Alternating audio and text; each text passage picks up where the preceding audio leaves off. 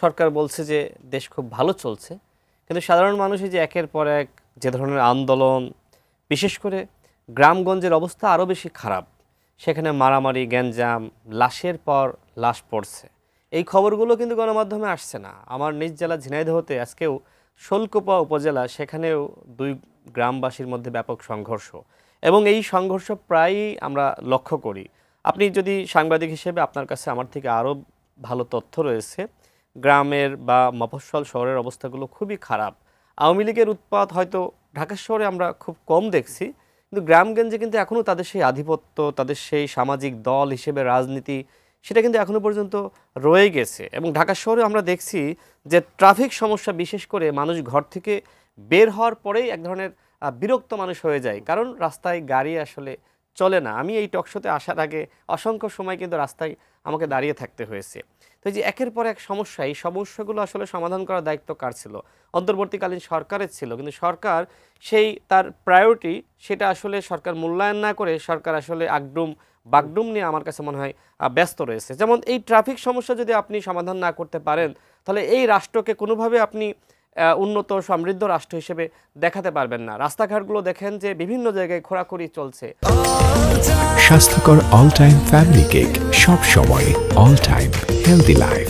মানে হাসিনার আমলেও যে উন্নয়ন দেখেছি, সরকারও সেই উন্নয়নের মধ্যে রয়েছে। হাসিনার যে চারিত্রিক বৈশিষ্ট্য, সেই বৈশিষ্ট্য থেকে অন্তর্বর্তীকালীন সরকারের বৈশিষ্ট্যের মধ্যে কোনো আমরা অমিল পাচ্ছি না।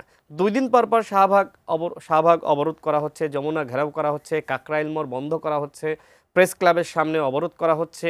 তো এইভাবে তো আসলে রাষ্ট্র চলতে পারে না। অন্তর্বর্তীকালীন সরকারের আসলে পুলিশের উপরে, র্যাবের উপরে, অন্যান্য বাহিনীর উপরে যে ধরনের আসলে আপনার নিয়ন্ত্রণ থাকা দরকার ছিল, আমার মনে হয় যে কোনো নিয়ন্ত্রণ সরকারের বাহিনীগুলোর উপরে নাই।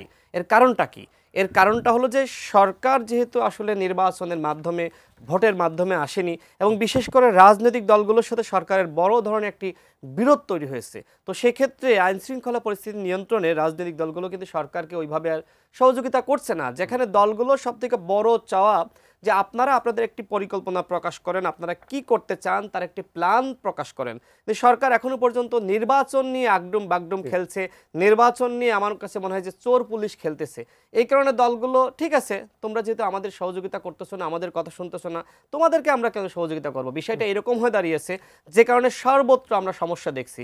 এই সমস্যা শুধুমাত্র রাস্তায় না, রাস্তায় যে শুধুমাত্র আন্দোলন হচ্ছে এটি না। আমার মনে হয় ভিতরে ভিতরে ওই যে শেখ হাসিনা তো পালিয়ে গেছে, কিন্তু শেখ হাসিনার যে আওয়ামী সুবিধাভোগীরা ছিল, তারা সচিবালয়ে রয়েছে, পুলিশে রয়েছে, র্যাবে রয়েছে, বিজিবিতে রয়েছে, প্রত্যেকটা সেক্টর এবং দপ্তরও রয়েছে। তারাও কিন্তু এইগুলো দেখে এক ধরনের অট্ট হাসি আসছে, তারাও সরকারকে সহযোগিতা করছে না। তার মানে কি? তার মানে বিপ্লবের পরে সরকারের যে ধরনের ভূমিকা নেওয়া দরকার ছিল, যে সর্বত্র হাসিনার ফ্যাসিবাদকে উপরে ফেলা, যদি সরকার সেই কাজটি করতে পারেনি, এই কারণে রাষ্ট্রে আমরা এখন তাল বেতাল অবস্থা দেখছি।